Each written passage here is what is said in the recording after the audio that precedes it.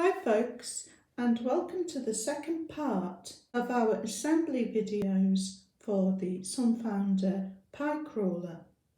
As in part 1, the first part of this video is made up of shorts that we did continuing the assembly of this pie crawler.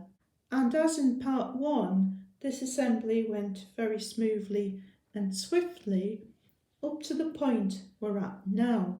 The point we're up to now involves installing some software on an SD card on the pie crawler in order to set the servos to a neutral position. And as it turns out, there's a great deal of complexity involved in installing the software. Paul will talk about this later in the video following the shorts. So we're on to this diagram now, which is putting on the cover on the pie hat. And to do that we need the M2.5 by 14 screw. So that's these screws here. So this is the cover. This protects the pie hat.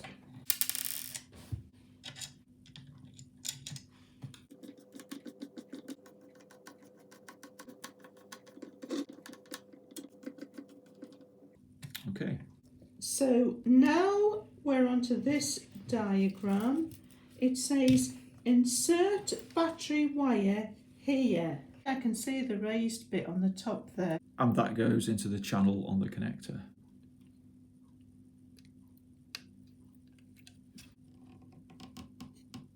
That's it.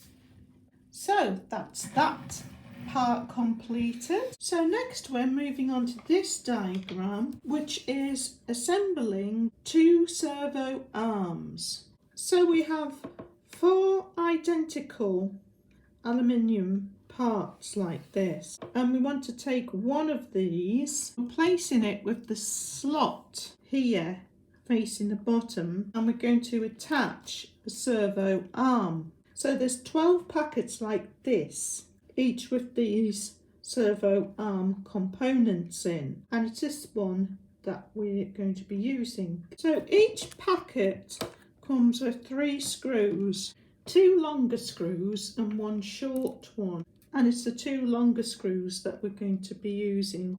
So the servo arm goes in like this, and then the 2 screws screw down through that slot. So that's that one in.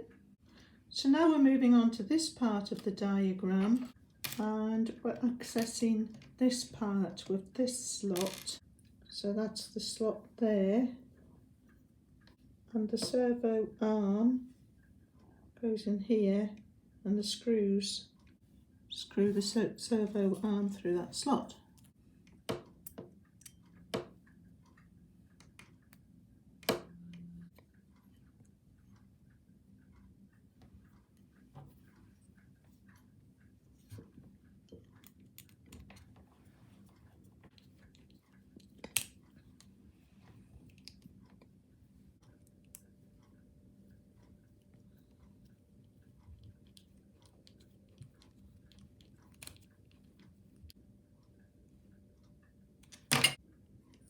So that's that part completed. So we're on to this diagram now. Pass the wires of the 2 servos through the wire hole for the next installation. So we're passing the servo wires through this rectangular hole here.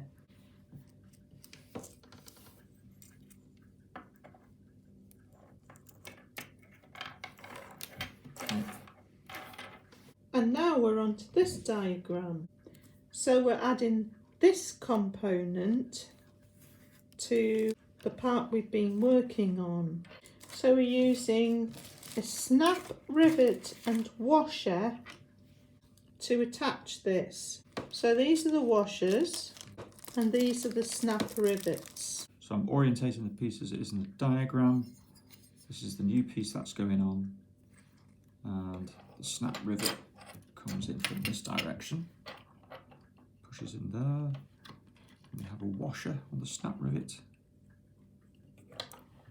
and then it goes in that hole there.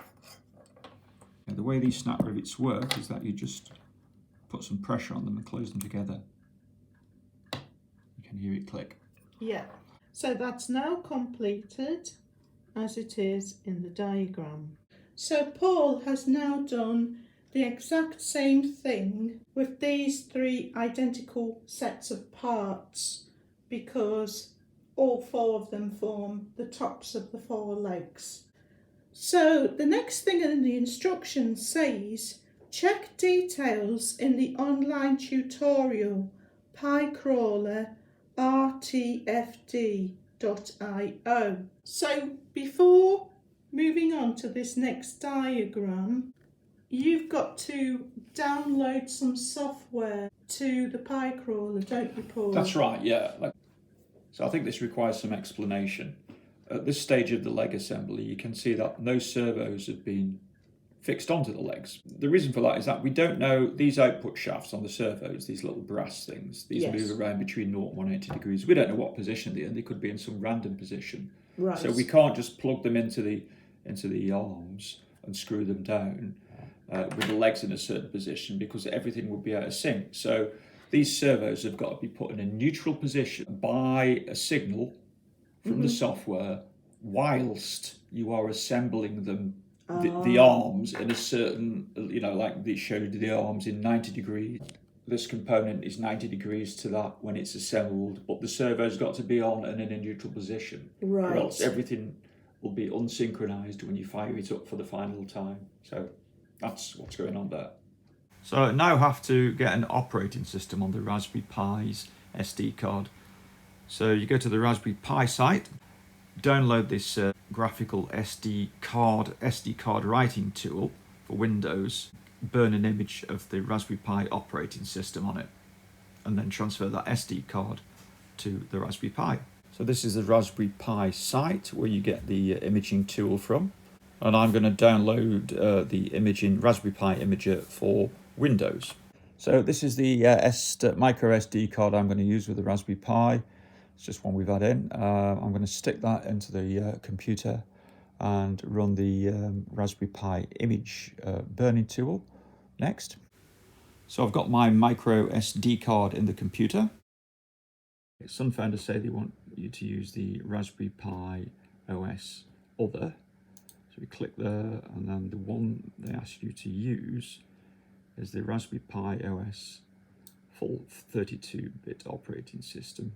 And the one we're going to use is the one with the desktop environment. Reason being that we may well want to connect a monitor and keyboard and mouse to our Raspberry Pi in the PyCrawler. So this is the operating system they suggest using. I'll click on that. So we've selected our operating system. We're telling it to put it to the micro SD card, and we're just going to write it now. It's the usual warning. So it's now writing the Raspberry Pi operating system, the correct one that SUNFOUNDER advise you to use to the SD card. So you've burned that operating system to this SD card and inserted it into the Raspberry Pi.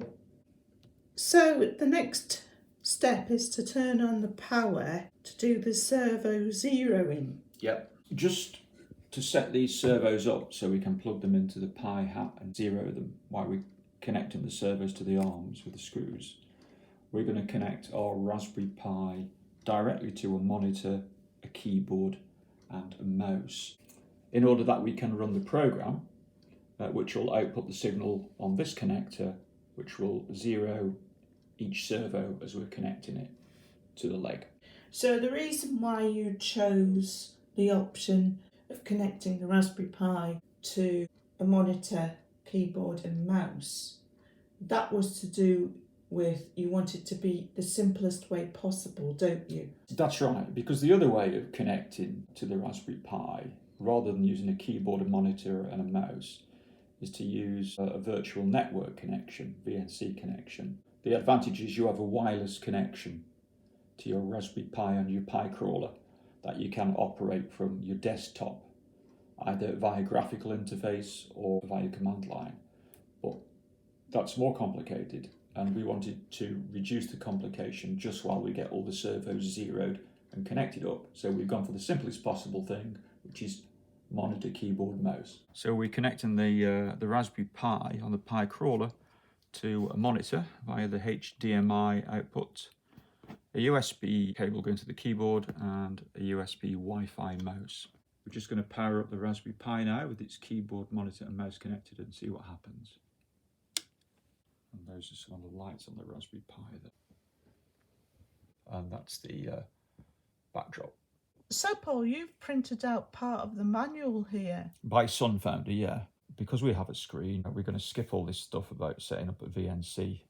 All right, so the next thing it's talking about setting up a VNC. Yeah, it's if you have no screen, setting up a virtual network connection, or logging in via something called SSH and using the command line. But we've got our Pi connected up like a regular computer with a keyboard. Yeah, as we said earlier. So we're going to skip all that now and go to page 35. And page 35 is now on about updating and upgrading the modules in the Raspberry Pi and on the Raspberry Pi, which is really a Linux system, and then installing a few more packages that are to do with the Pi crawler. And then eventually, when we've done all that, we can get to this point in the manual, which is setting up the servos. Oh, so there's quite a lot to do before that. Yeah, so once we've done all that, we can set up the servos because the programs will be installed on the Pi to help us zero those servos, so we can go back to the mechanical construction and put all the servos in. Yeah. So it's a Linux system, and the first commands we're going to run are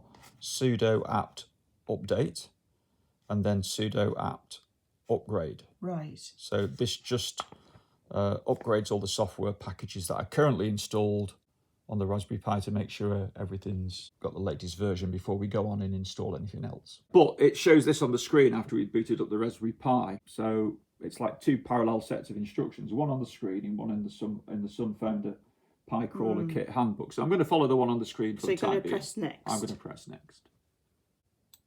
Set the country. United Kingdom, British, those are all okay. Okay. Next. So now it's asking for new password and confirm new password. So we've set new password and we've entered our Wi-Fi password. It's connected to the Wi-Fi and it's now updating and upgrading the packages. So we're on to installing all the modules now. Yeah, so the first thing we've got to do is install all the Python 3 packages because we've determined that they're not installed on this system. So we've got a command window open on the Raspberry Pi and we're going to type in that command there. Sudo apt install git python 3-pip. Okay. And those other packages as well, Python 3 setup and Python 3 SMBS. So that's the command typed. So when I hit return, it's going to go online and install Python 3 pip, Python 3 setup tools, and Python 3 SMBuzz. Okay. So let's hit return. It looks as though it was already installed, even though I did try and figure out if it was installed or not, and I determined that it wasn't installed. But after running that command, it looks like it is already installed. So, okay, that's fair enough. We can go into the next command next. Okay, so the next thing to do is install the robot hat module. So it's cd /home/pi/ first. No such file or directory. I wonder why that is. So you've got to figure out why that is, Paul. Yeah, I mean, change directory to home Pi. It doesn't seem to exist. I don't know why. I don't know if SUNFOUNDER assume we've got to create it and then go on with these, but they don't explicitly say so. Right, well, I'll have to cover that in the next video because we've run out of time. So hope to see you in part 3, folks.